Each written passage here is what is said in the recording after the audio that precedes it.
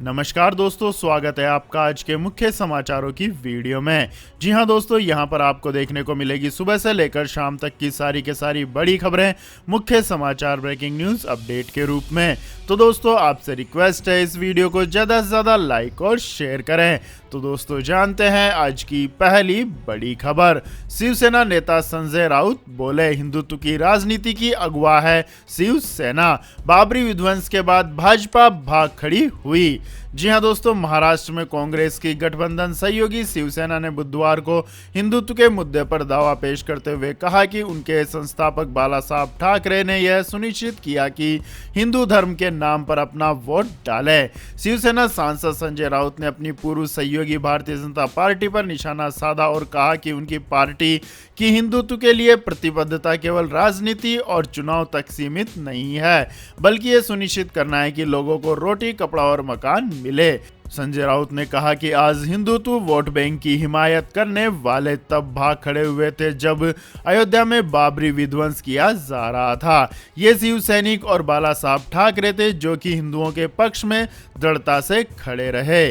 संजय राउत भाजपा की महाराष्ट्र इकाई के अध्यक्ष चंद्रकांत पाटिल की उस टिप्पणी पर प्रतिक्रिया दे रहे थे जिसमें पाटिल ने दावा किया कि राजा छत्रपति शिवाजी महाराज और संत महंतों ने हिंदू वोट बैंक विकसित किया और पूर्व प्रधानमंत्री अटल बिहारी वाजपेयी, भाजपा के वरिष्ठ नेता लालकृष्ण आडवाणी और प्रधानमंत्री नरेंद्र मोदी तथा पार्टी के अन्य नेता इसे शीर्ष पर लेके गए। इसके बाद दोस्तों जान लेते हैं अगली खबर। हेलीकॉप्टर हादसे में घायल हुए ग्रुप कैप्टन वरुण सिंह का निधन। बेंगलुरु में चल रहा था इलाज। जी हां दोस्तों, तमिलनाडु के कुन्नूर के पास हुए हेलीकॉप्टर क्रैश में घायल हुए ग्रुप कैप्टन वरुण सिंह का निधन हो गया है, जिनका बेंगलुरु के कमान अस्पताल में इलाज चल रहा था। भारतीय वायुसेना ने ट्वीट कर इसकी जानकारी दी और बताया कि कैप्टन वरुण सिंह ने आज सुबह आखिरी सांस ली। आपको बता दें कि हेलीकॉप्टर हादसे में सीडीएस विपिन रावत और उनकी पत्नी समेत 13 लोगों का निधन हो गया था। आपको बता दें दोस्तों, वरुण सिंह को बेहतर इलाज के लिए तमिलनाडु के वेलिंगटन से बेंगलुरु के कमान अस्पताल में शिफ्ट किया गया था और उनकी हालत गंभीर बनी हुई थी। ग्रुप कैप्टन वरुण सिंह 8 दिसंबर को हुए हेलीकॉप्टर क्रैश में बुरी तरह जख्मी हो गए थे। वरुण सिंह के निधन के बाद इस हादसे में मृतकों की संख्या बढ़कर 14 हो गई है। इसके बाद दोस्तों रुक करते हैं अगली खबर का। बैंकों ने ग्राहकों को किया अलर्ट। आज और कल 9 लाख बैंकिंग कर्मचारी रहेंगे हड़ताल पर। जी हां दोस्तों, सार्वजनिक क्षेत्र के बैंकों के करीब 9 लाख कर्मचारी गुरुवार से 2 दिन की हड़ताल पर जा रहे हैं, जिससे बैंकिंग सेवाएं प्रभावित होने की आशंका है। यूनियन के नेताओं ने कहा है कि इस हड़ताल का आह्वान सरकार द्वारा 2 सार्वजनिक क्षेत्र के बैंकों के निजीकरण के प्रयास के खिलाफ किया जा रहा है। सरकार ने बजट 2021-22 के दौरान सार्वजनिक क्षेत्र के 2 बैंकों के निजीकरण का प्रस्ताव दिया था। भारतीय स्टेट बैंक सहित ज्यादातर बैंकों ने अपने ग्राहकों को सूचित किया है कि हड़ताल की वजह से चेक क्लियरिंग और फंड ट्रांसफर जैसी बैंकिंग सेवाएं प्रभावित हो सकती है। All India bank officers federation के महासचिव सौम्य दत्ता ने कहा कि बुधवार को अतिरिक्त मुख्य श्रम आयुक्त के समक्ष सुलह सफाई बैठक विफल रही और यूनियन ने हड़ताल पर जाने के फैसले को कायम रखा। आपको बता दें दोस्तों, केंद्र सरकार संसद के मौजूदा सत्र में बैंकिंग कानून संशोधन विधेयक लेकर आ रही है, जिससे भविष्य में किसी भी सरकारी बैंक को निजी क्षेत्र में देने का रास्ता साफ हो जाएगा। बैंक कर्मचारी व अधिकारी सरकार के इस निर्णय के खिलाफ आज और कल की 2 दिन की देशव्यापी हड़ताल पर रहेंगे। इसके बाद दोस्तों जान लेते हैं अगली खबर। महाराष्ट्र में ओमिक्रॉन के 4 और केस। नए वेरिएंट से देश में कुल पॉजिटिव हुए 64। जी हां दोस्तों, कोरोना वायरस का नया वेरिएंट ओमिक्रॉन अब देश में पैर पसारने लगा है। महाराष्ट्र में बुधवार को इस नए वेरिएंट के 4 नए मरीज मिले हैं। इन रोगियों में एक महिला और 16 से 67 साल आयु वर्ग के 3 पुरुष शामिल हैं। सभी रोगी बिना लक्षण वाले हैं। वहीं प्रदेश में कोरोना के आज 925 नए मामले सामने आए हैं और 10 की मौत हुई है। देश में अब तक ओमिक्रॉन के 64 केस आ चुके हैं, जबकि ज्यादा 32 केस महाराष्ट्र में आए हैं। नेशनल इंस्टीट्यूट ऑफ वायरोलॉजी की रिपोर्ट के अनुसार महाराष्ट्र में मिले 4 संक्रमितों में से 2 मरीज उस्मानाबाद, 1 मुंबई और 1 बुलढाणा का है। इसमें से 3 रोगियों का टीकाकरण किया जा चुका है। वहीं बाकी के 28 में मुंबई के 13 पिंजरी चिंचवाड़ के 10, पुणे नगर निगम के 2, कल्याण, डोंबिवली, नागपुर, लातूर और वसई विरार के 1-1 मरीज शामिल हैं। प्रारंभिक जानकारी के अनुसार उस्मानाबाद का संक्रमित शाहजहां से आया था और अन्य रोगी उसका संपर्क वाले हैं।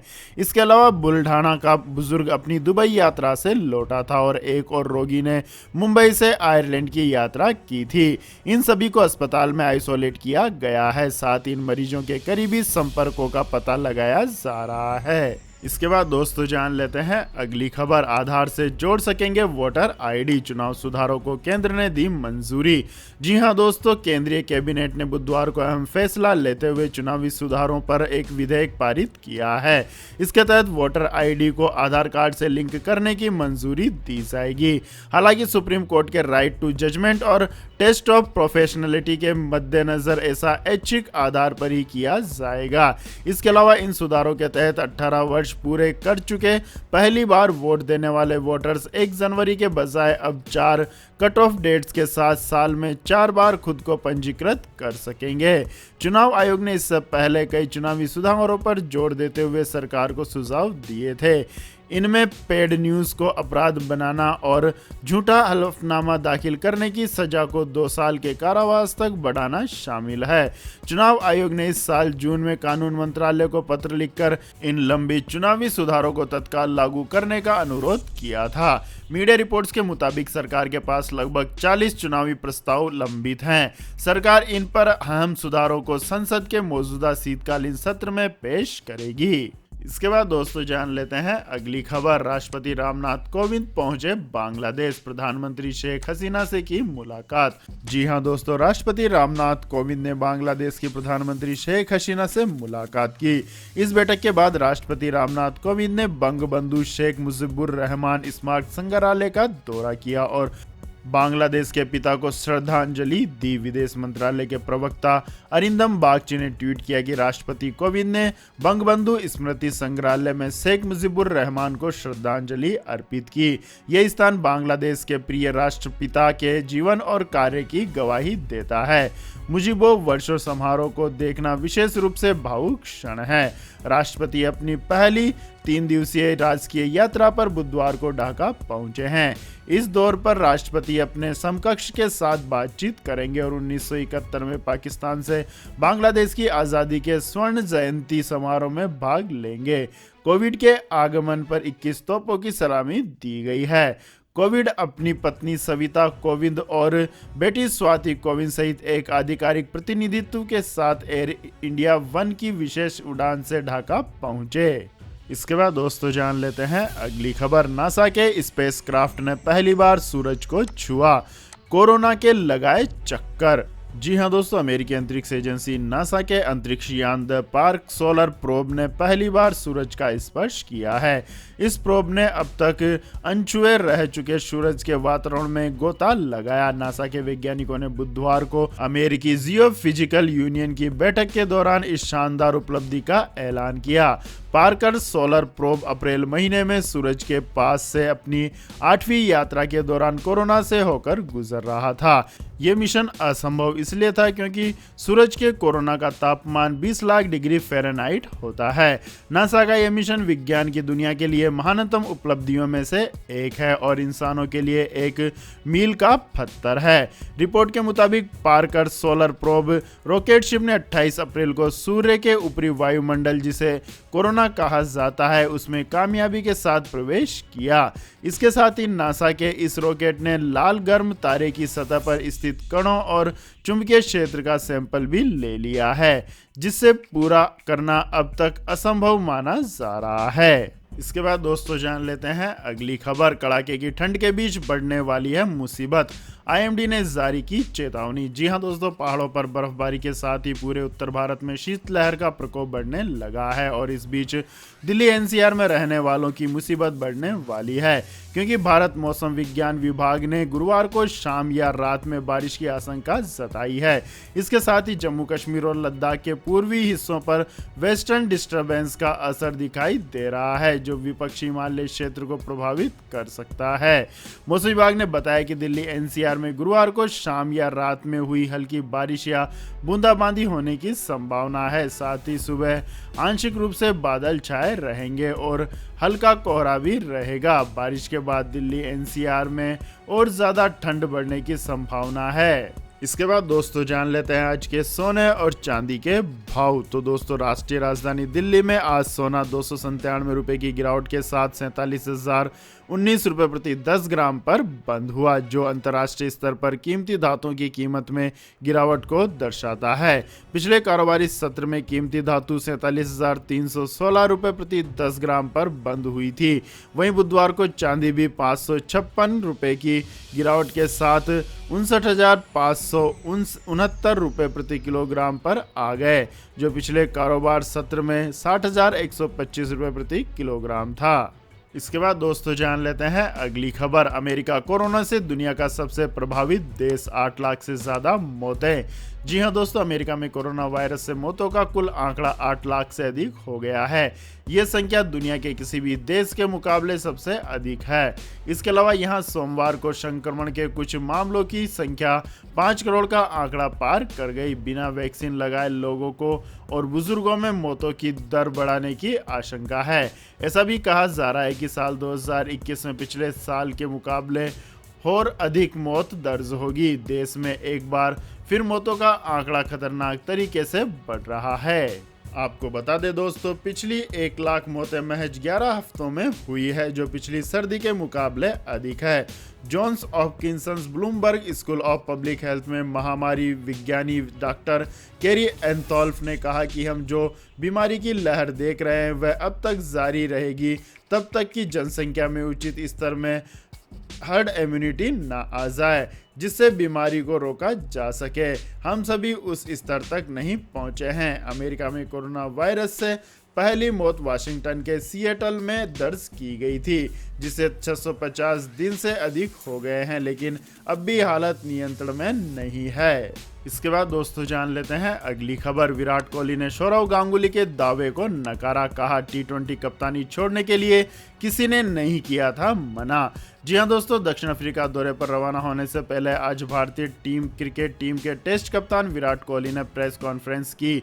इस दौरान उन्होंने रोहित शर्मा के साथ अनबन पर खुलकर बात की। साथ ही विराट ने भारतीय क्रिकेट बोर्ड के सदस्य सौरव गांगुली के उस दावे पर भी अपनी बात रखी जिसमें बीसीसीआई प्रमुख से कहा गया था।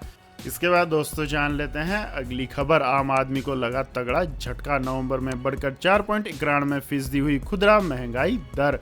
जी हां दोस्तों, एक बार फिर से महंगाई ने आम आदमी को झटका दिया है। खुदरा मुद्रास्फीति नवंबर में बढ़कर 4.91% पर पहुंच गई है। सोमवार को जारी सरकारी आंकड़ों के अनुसार अक्टूबर 2021 में यह आंकड़ा 4.48% था। वहीं अगर उससे पिछले महीने सितंबर की बात करें तो महंगाई दर 4.35% थी। एक साल पहले की अवधि में यह 6.93% थी। मालूम हो कि भारतीय रिजर्व बैंक खुदरा महंगाई दर या उपभोक्ता कीमतों में वृद्धि की दर को उपभोक्ता मूल्य सूचकांक द्वारा ट्रैक करता है। इसके आंकड़े राष्ट्रीय सांख्यिकी कार्यालय द्वारा जारी किए जाते हैं। इसके बाद दोस्तों जान लेते हैं अगली खबर। नए साल से लोगों को लगने जा रहा है बड़ा झटका, प्राइवेट अस्पतालों ने लिया बड़ा फैसला। जी हां दोस्तों, पेट्रोल डीजल के दामों में महंगाई के बीच लोगों को एक और नया झटका लगने वाला है। कोरोना काल में जमकर फायदा कमाने वाले प्राइवेट अस्पताल अब महंगाई के नाम पर परिजनों के इलाज और हेल्थ पैकेज के दामों में बढ़ोतरी करने जा रहे हैं। प्राइवेट अस्पतालों के इस फैसले से आपको मिलने वाले हेल्थ इंश्योरेंस भी महंगे हो जाएंगे, जिससे आपके घर का बजट और बिगड़ना तय है। जानकारी के मुताबिक प्राइवेट अस्पताल मरीजों के इलाज और हेल्थ पैकेजों के दाम में करीब 10% तक की बढ़ोतरी करने जा रहे हैं। देश में जब इंश्योरेंस कंपनियां प्राइवेट कंपनियों के साथ अपने करार को रिन्यू करेगी तो उन्हें ज़्यादा दाम चुकाने पड़ेंगे। इसके चलते हेल्थ इंश्योरेंस कंपनियां भी अपने मेडिकल इंश्योरेंस को महंगा करने की घोषणा कर सकती है, जिससे हर महीने कटने वाले ग्रुप हेल्थ प्रीमियम की दर बढ़ जाएगी। इसके बाद दोस्तों जान लेते हैं अगली खबर। कोलकाता की दुर्गा पूजा यूनेस्को की हेरिटेज लिस्ट में शामिल। पीएम नरेंद्र मोदी ने कहा, बहुत गर्व और खुशी की है बात। जी हां दोस्तों, कोलकाता का दुर्गा पूजा उत्सव को संयुक्त राष्ट्र शैक्षणिक, वैज्ञानिक और सांस्कृतिक संगठन यूनेस्को द्वारा मानवता की अमूर्त सांस्कृतिक विरासत की प्रतिनिधि सूची में शामिल किया गया है। इसके साथ ही भारतीय परंपरा और संस्कृति का प्रतिनिधित्व करने वाले 14 आयोजनों को सूची में शामिल किया गया है। प्रधानमंत्री नरेंद्र मोदी ने भी इस खुशी को साझा करते हुए ट्वीट पर लिखा कि हर भारतीय के लिए बहुत गर्व और खुशी की बात है। यह फैसला पेरिस में चल रही यूनेस्को की बैठक में लिया गया है। यूनेस्को ने बुधवार को ट्वीट पर इस पल की सराहना की और भारत को बधाई दी। यूनेस्को ने लिखा, कोलकाता में दुर्गा पूजा को अभी अभी अमूर्त विरासत सूची में शामिल किया गया है। बधाई हो भारत। प्रधानमंत्री नरेंद्र मोदी ने कहा कि दुर्गा पूजा हमारी परंपराओं और लोकाचार को उजागर करती है और कोलकाता की दुर्गा पूजा एक ऐसा अनुभव है जो हर किसी के पास होना चाहिए। यूनेस्को की इस प्रतिष्ठित सूची में 2020 में छाऊ नृत्य को भी अंकित किया जा चुका है। यह नृत्य ओडिशा में उत्पन्न हुए, लेकिन यह पश्चिम बंगाल और झारखंड में भी लोकप्रिय है। इसके बाद दोस्तों रुक करते हैं अगली खबर का। अब बिना दर्द के लगवा सकेंगे वैक्सीन। यूके में हो रहा है सुई मुक्त टीके का ट्रायल। जी हां दोस्तों, दुनिया में कोरोना वायरस के संक्रमण को हटाने के लिए वैक्सीनेशन चल रहा है। अभी भी एक बड़ी आबादी सुई के डर से वैक्सीन लगवाने से बच रही है। अब वह दिन दूर नहीं जब लोगों को वैक्सीन की सुरक्षा पाने के लिए सुई के डर से नहीं जूझना पड़ेगा। कैम्ब्रिज विश्वविद्यालय के वैज्ञानिकों ने मंगलवार को कई सूची रहित वायु चालित टीके का क्लिनिकल ट्रायल शुरू किया। इससे कोविड के भविष्य के स्वरूपों से निपटने में मदद मिलने की उम्मीद है। विश्वविद्यालय के प्रोफेसर जोनाथन हैनी और डीआईओसायान वैक्स कंपनी ने यह DIOX वैक्स प्रौद्योगिकी विकसित की है। हवा के दबाव के जरिए इसकी त्वचा। कैम्ब्रिज विश्वविद्यालय के वैज्ञानिकों ने मंगलवार को सुई रहित वायु चालित टीके का क्लिनिकल ट्रायल शुरू किया। इससे कोविड के भविष्य के स्वरूपों से निपटने में मदद मिलने की उम्मीद है। विश्वविद्यालय के प्रोफेसर जोनाथन हनी और डीआईओसायान वैक्स कंपनी ने यह DIOS वैक्स प्रौद्योगिकी विकसित की है। हवा के दबाव के जरिए इसकी खुराक त्वचा में प्रवेश कराई जाएगी। सफल रहने पर यह सुई लगवाने से डरने वाले लोगों के लिए भविष्य में एक विकल्प हो सकता है। इसका निर्माण पूर्ण रूप से किया जा चुका है, जिससे वैश्विक टीकाकरण प्रयासों द्वारा खासकर निम्न और मध्यम आय वाले देशों में बढ़ावा मिलेगा। इसके बाद दोस्तों जानते हैं अगली खबर। विराट के कप्तानी वाले बयानों पर बीसीसीआई का पलटवार। कही कोहली से एकदम उलट बात। जी हां दोस्तों, भारतीय क्रिकेट बोर्ड ने इस वक्त बवाल मचा हुआ है। जब से विराट कोहली को बीसीसीआई ने कप्तानी से हटाया, तभी से लगातार नई विवादित बातें सामने आ रही है। बुधवार को लिस्ट ने एक प्रेस कॉन्फ्रेंस की और उसमें उन्होंने कहा कि वो तो कभी वनडे कप्तानी छोड़ना ही नहीं चाहते थे। इसके अलावा वो T20 कप्तानी पर भी बड़े बयान देकर गए हैं, जिसके बाद अब बीसीसीआई ने विराट पर पलटवार कर दिया है। आपको बता दें दोस्तों, बीसीसीआई ने साफ कर दिया है कि विराट का यह कहना एकदम गलत है कि उन्होंने कप्तानी से हटाने की जानकारी नहीं दी गई थी। इसके बाद दोस्तों रुक करते हैं अगली खबर का। शेयर बाजार में गिरावट। सेंसेक्स 329 अंक टूटकर 57,778 पर हुआ बंद। निफ्टी 103 अंक लुढ़की। जी हां दोस्तों, शेयर बाजार आज बुधवार को गिरावट के साथ बंद हुआ। BSE का संवेदी सूचकांक 329.06 अंक यानी 0.57% की गिरावट के साथ 57,788.03 पर बंद हुआ। वहीं NSE का निफ्टी 103.50 अंक यानी 0.6% टूटकर 17,221.40 पर बंद हुआ। सेंसेक्स के 3 शेयरों में से 21 शेयरों में गिरावट है, वहीं 9 शेयर बढ़त के साथ बंद हुए।